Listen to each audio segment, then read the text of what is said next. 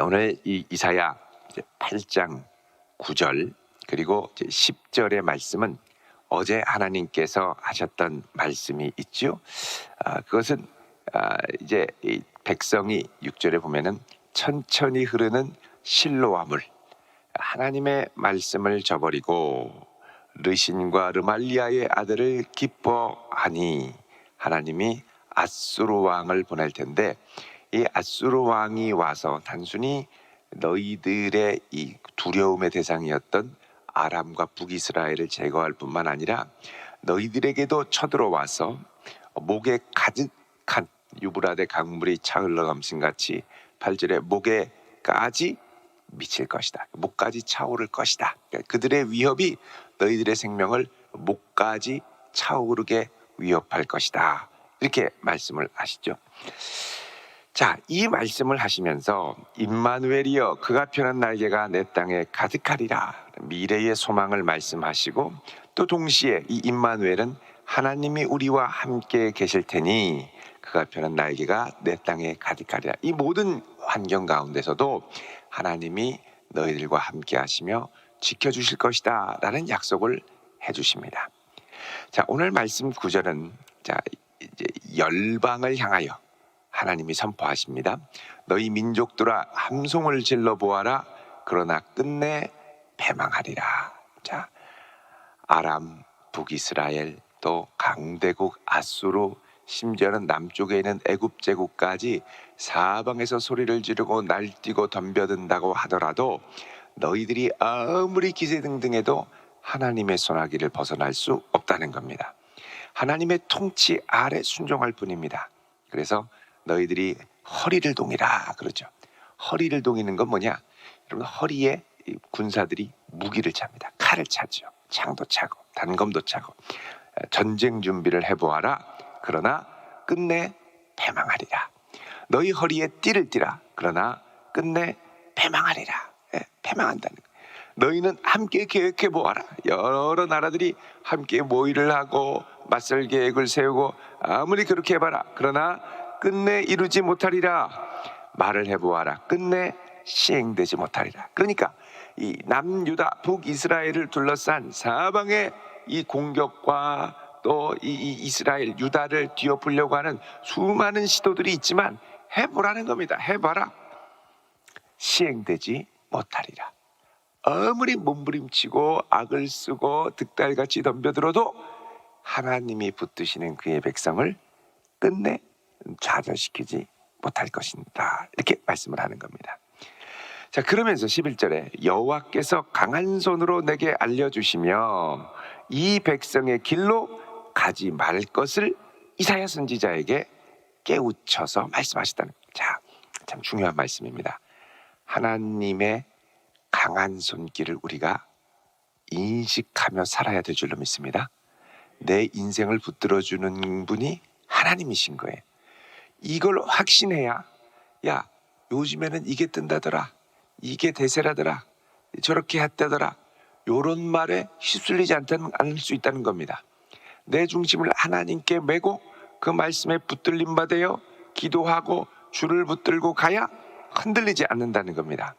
왜 그러냐면 지금 이 어지러운 세상, 자, 이 남유다만 하더라도 이제 북이스라엘이 또 아람이 한 번 와서 막 12만 명을 죽이고 20만을 포로로 데려가고 뭐 혼돈스럽죠.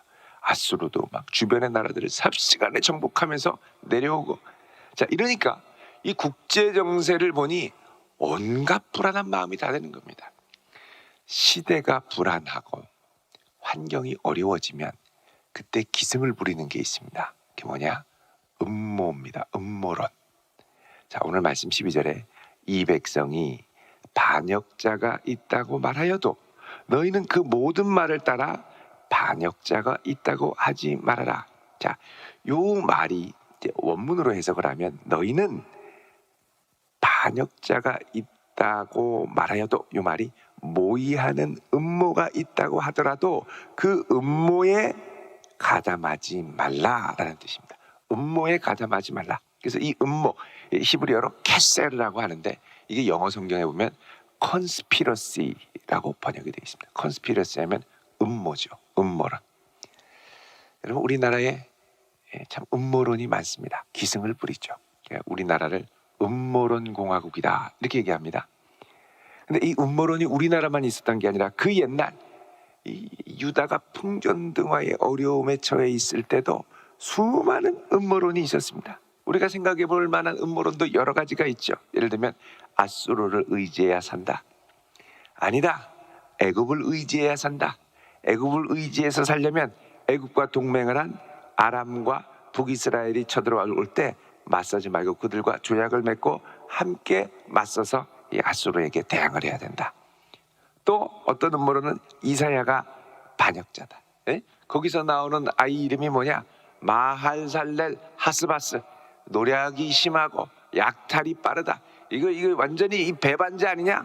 이사야를 완전히 반역자로 만드는 또 음모론이 있고, 또 7장 6절에 보면 야 이미 강대국이 우리의 통치자를 제거하고 새로운 통치자를 내정해놨대. 그 사람이 다스릴 거야. 7장 6절에 그 사람 이름이 뭡니까? 다부엘의 아들. 그가 와서 통치할 거야. 이 정권의 이 통치자는 지금 꼭두각시야. 제거하고 새로운 사람을 심을 거야. 이렇게 되는 겁니다. 이 쿠데타 음모론이죠.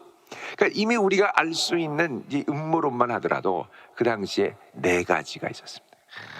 거기에서 왔다 갔다. 이 안에 반역자가 있다. 그게 이사야다. 또 뭐 누구다 많이 있죠.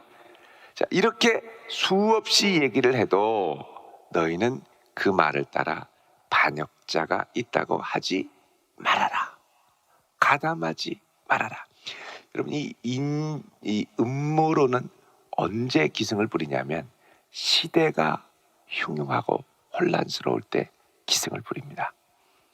그리고 이 음모론이 하는 아주 중요한 역할 중에 하나는 우리가 도저히 이해할 수 없는 의구심으로 가득한 사건을 속 시원하게 해결할 수 있는 열쇠와 같은 역할을 하죠. 그러니까 그 음모론을 딱 들으면 어쩐지 그래서 그랬구나 이렇게 되는 겁니다. 그리고 요거에 한번 딱 내가 설득이 되면 다른 이론으로는 설득이 안 됩니다. 여기에 딱 잡혀 있는 거죠.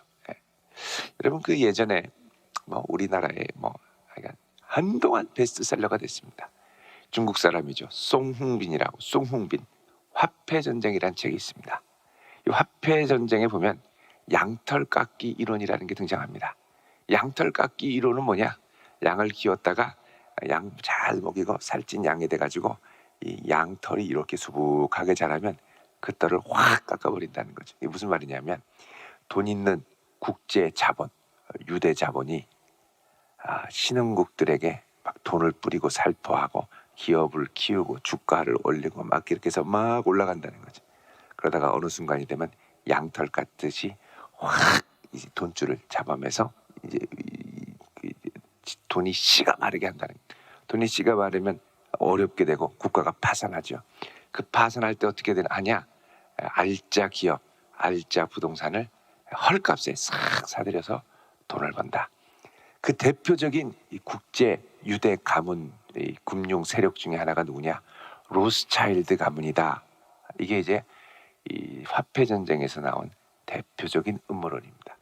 이게 나온 이후로 전 세계 세대주의 종말론자들 또 뭐 노스트라다무스 뭐 여러 신비 이런 것들을 하는 사람들이 여기에 확 이제 빨려들었죠. 왜냐하면 그동안 이해할 수 없었던 현상을 정말 속 시원하게 배후에 이게 조작하는 사람들이 있다. 주가 조작 세력 뭐 있는 것처럼 그 배후에 국제적인 이거를 세우려고 하고 이런 이들이 새로운 국제 질서를 재편하려고 한다. 신자유 세계 질서를 재편하려고 한다. 이러면서 이게 막 증폭돼서 아주 이게 이제 사실 중국 사람들이 서구 사회를 바라보는 시각입니다. 이 화폐 전쟁이 워낙 히트를 해가지고 1, 2, 3, 뭐 4까지인가 나왔죠. 이런 여러 가지 것들, 그러니까 해결할 수 없는 이 어려움들을 단번에 이해할 수 있도록 해주는 것. 여러분 우리 사회에 이 가짜 뉴스라는 말이 어느 순간 아주 많아지게 됐습니다. 가짜 뉴스. 가짜 뉴스가 많아지니까 어떻게 되죠? 팩트 체크. 이게 많아지는 겁니다. 이게 뭐냐? 그만큼 음모론이 많이 나오는 시대라는 것. 근데 이 말을 들으면 그럴 것 같고, 저 말을 들어도 그럴 것 같고, 이것도 맞는 것 같고 저것도 맞는 것 같으면 이제 짬뽕을 하죠. 여기는 요거, 저거는 저거. 이게 서로 다른 이야기들이 막 섞이면서 증폭이 되는 경우가 많습니다. 자, 12절에 이 백성이 반역자가 있다고 말해도 너는 그 모든 말을 따라 그래, 야, 내가 들어보니까 반역자가 있다더라. 그 말이 맞는 것 같아. 그렇게 하지 말라는 겁니다. 그들이 두려워하는 것을 너희는 두려워하지 말고, 저 세력을 두려워하고, 막 국제 자본을 두려워하고, 아수르를 두려워하고, 애굽을 두려워하고, 아람을 두려워하고, 그러지 말라는 겁니다. 단 하나 확실한 사실, 이 어려운 혼란 중에도 하나님이 붙드시고 하나님이 통치하신다는 거예요. 13절에 만군의 여호와 그를 너희가 거룩하다 하고 그를 너희가 두려워하며 무서워할 자로 삼으라. 정말 두려워하고 정말 무서워할 분은 여호와 하나님이라는 겁니다. 겁도 없이 함부로 날뛰는 세력들이 있다고 하더라도 우리가 이 세력이 누구고 배후에서 어떻더라, 조금 지나면 하나님이 치십니다. 가만두지 않으세요. 그 하나님을 두려워하고 무서워할 자로 삼으라. 그러면 우리는 두려워하는 자에게 가서 아뢰야 되죠. 이 어려운 상황을 누구에게 아뢰입니까? 하나님께 아뢰는 거예요. 그러면 어떻게 합니까? 기도가 불이 붙죠. 하나님께서 이 현실을 뒤집어 달라고 우리가 기도할 수 있죠. 근데 음모론에 빠지면 이랬다더라 저랬다더라 말 옮기는 사람이 되는 겁니다. 지금 이 시대에 필요한 건 말 옮기는 사람이 아니고 기도하는 사람이라는 거예요. 무서워할 자로 삼으라. 14절에 그가 성소가 되시리라. 하나님이 친히 임재하시는 성소가 되신다는. 그러나 이스라엘의 두 집에는 걸림돌과 걸려 넘어지는 반석이 되실 것이며. 자, 하나님이 성소가 되시는데 왜 이스라엘의 두 집, 북이스라엘 남유다에는 걸림돌과 걸려 넘어지는 반석이 되십니까? 하나님을 두려워하지 않기 때문에, 주변 나라와 강대국들을 더 두려워하기 때문에. 그러니까 하나님 저버리고 누구에게 붙느냐, 이게 초미의 관심사가 된 겁니다. 아수르냐 애굽이냐 아람이냐, 완전히 왔다 갔다 하는 거, 왔다 갔다. 그러니까 여러분, 우리 안에 하나님을 경외하는 거룩한 세계관이 있어야 되는데, 이 세계관이 없이 세상의 세계관과 세상의 풍조에 휩쓸려서 살다 보면 반드시 하자가 생기게 됩니다. 거룩하지 못한 세계관을 갖고는 망하게 돼 있습니다. 개인의 삶도 망하고 이 나라도 망하고, 아무리 세상 사람한테 존경을 받고 막 이래도 하나님을 두려워하는 거룩한 세계관을 갖지 않고 세상을 변화시키려고 그러면 그 세계는 이상적인 세계일 수 있지만 내 죄성을 통제하지 못하는, 그래서 이런 열정으로 막 덤벼드는 사람이 거룩한 세계관을 갖지 않고 덤벼들면 그 열정이 치정으로 바뀝니다. 그게 무서운 거예요. 통제가 안 돼요. 자, 예루살렘 주민에게는 이 거룩하신 하나님이 함정과 올무가 되신다는 거예요. 거룩하신 하나님을 경외하고 그분의 말씀을 들어야 되는데 그 하나님을 의지하는 게 어리석은 일이 되는 거죠. 그러니까 그 하나님을 의지하는 게 함정과 올무가 되는 거예요. 아니, 어떻게 하나님을 의지하는 게 함정과 올무가 될 수 있습니까? 예, 잘못된 세계관을 갖고 있는 이들에게는 하나님을 의지하는 것처럼 어리석은 게 없고, 하나님을 의지한다고 하는 이들이 눈에 가시방석, 가시가 되는 거예요. 가시. 15절에 많은 사람들이 그로 말미암아 걸려 넘어질 것이며 부러질 것이며 덫에 걸려 잡힐 것이니라. 왜곡된 세계관으로 정신없이 앞만 보며 질주하는 인생들, 주변의 정세를 보고 눈치를 보고 다 넘어지고 다 부러지고 다 걸려 잡힐 것이라는 겁니다. 그래서 우리는 하나님을 경외하며 그분께 이 모든 염려를 아뢰어야 될 줄로 믿습니다.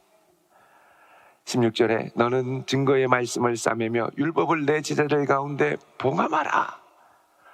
충격적인 말씀이 등장하죠. 하나님이 왜 이 말씀을 봉함하라고 그랬을까요? 그거는 아마도 여기 설명이 정확하게 나오지 않았지만 문맥을 보면 이 앞에 8장에 하나님께서 이 아수르의 본질을 말씀하시면서 그는 마할살렐 하스바스다, 그는 돈 밝히는 속물이니까 절대 의지하지 말아라 그랬는데, 결국은 아하스 왕이 아수르에게 어마어마한 돈을 주고 의지하고 와서 도와달라고 하죠. 그러니까 이사야가 하나님의 말씀을 여태까지 선포했던 걸 탁 닫아버립니다. 이런 세계관을 갖고 있는 자들에게는 어떤 말씀이 선포해도 더 이상 통하지 않는다, 망할 때까지. 그래서 17절에 이제 야곱의 집에 대하여 얼굴을 가리시는 여호와를 나는 기다리며 그를 바라보리라. 참 마음이 어렵습니다.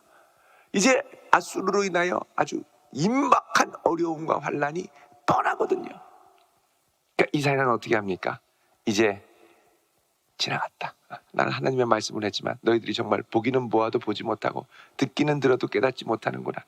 이제 나는 여호와를 기다리며 그를 바라보리라. 여러분, 그래서 때로는 기도하는 사람이 최선을 다해 알리고 선포해도 어떨 때는 잠잠해야 되고 여호와의 손길을 기다려야 할 때도 있습니다. 기다려야 돼요. 더 이상 이제 소용이 없을 때가 있는 거예요. 그때는 무릎 꿇고 기도해야 돼요. 18절에 보라, 나와 및 여호와께서 내게 주신 자녀들이 이스라엘 중에 징조와 예표가 되었나니. 자, 이사야를 통해서 하나님이 임마누엘, 마할살렐, 아스바스 징조를 주시고 예표를 주셨죠. 자, 이는 시온산에 계신 만군의 여호와께로 말미암은 것이니라. 자, 이제 이 징조가 있으니 마할살렐, 아스바스, 임마누엘, 이제 이들이 자라면서 하나님의 역사가 이루어지는 걸 우리가 볼 테니 그 징조가 이루어질 걸 잠잠히 기다리며 바라보더라는 겁니다. 이걸 바라봐야지. 답답한 거죠. 이것만 바라보니까 제일 어린 아기, 제일 힘없는 아기를 바라보는 게 답답하죠. 그러니까 어떻게 합니까? 또 다른 음모론, 또 다른 속시원 해결책을 찾는데 여호와의 사자 이사야는 잠잠하니까 어떻게 하죠? 이제는 신접한 자를 찾아다닙니다. 무당들에게. 대권이 어떻게 될 것 같습니까? 대세가 어떻게 될 것 같습니까? 귀신들, 신접한 자들에게 찾아다니는 거예요. 온 세계의 운명을 꿰뚫고 있는 신비로운 여인이다. 그리고 찾아가는 거예요. 우리나라에도 그런 분 한 분 계시죠. 젊은 여자라고 하면서 막 쫓아다니고 돈 싸들고 부자들이 와서 물어보고. 자, 여러분, 19절에 보면 어떤 사람이 말하기를 주절거리며 속살거리는 누구요? 신접한 자. 따라가면 안 될 사람입니다. 마술사에게 물어라 하거든. 백성이 누구에게 구해요? 자기 하나님께 구할 것이 아니냐. 산 자를 위하여 죽은 자에게 구하겠느냐 하라. 아니, 하나님의 백성은 마땅히 누구를 의뢰해야 된다는 겁니까? 하나님께. 답답해도 하나님께, 답답해도 주의 보좌에 나가서, 답답해도 주의 국률의 얼굴을 구하며 주의 얼굴빛을 우리에게 비춰주십시오라고 눈물로 기도하며 가야지. 지금 누구한테 가서 물어보냐. 그렇다더라 하는데 그게 용하네, 용하더라 하는 말 절대 따라가시면 안 됩니다. 용한 것 같은데 따라가다 보면 용하게 망합니다. 망할 수 없는 상황에 용하게 망해요. 그게 기적이죠. 왜 자꾸 따라가요? 왜 자꾸 따라가요?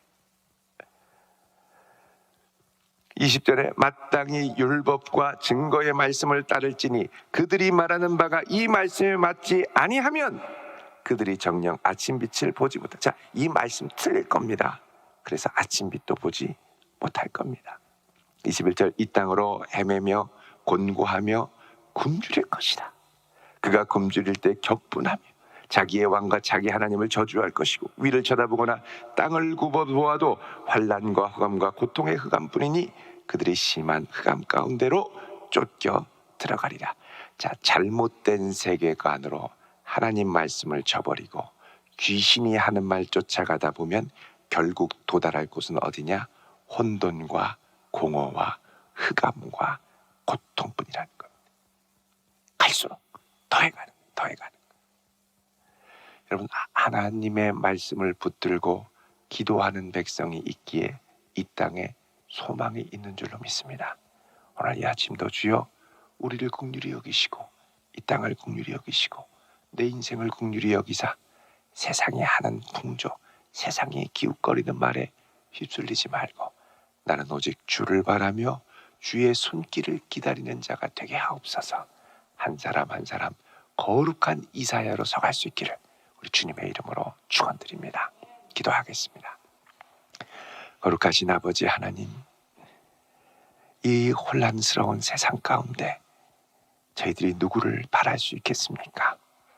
거룩하신 하나님 여호와께서 여전히 이 땅의 주인 되심을 믿사오니 주여 오셔서 다스리시고 통치하여 주시옵소서.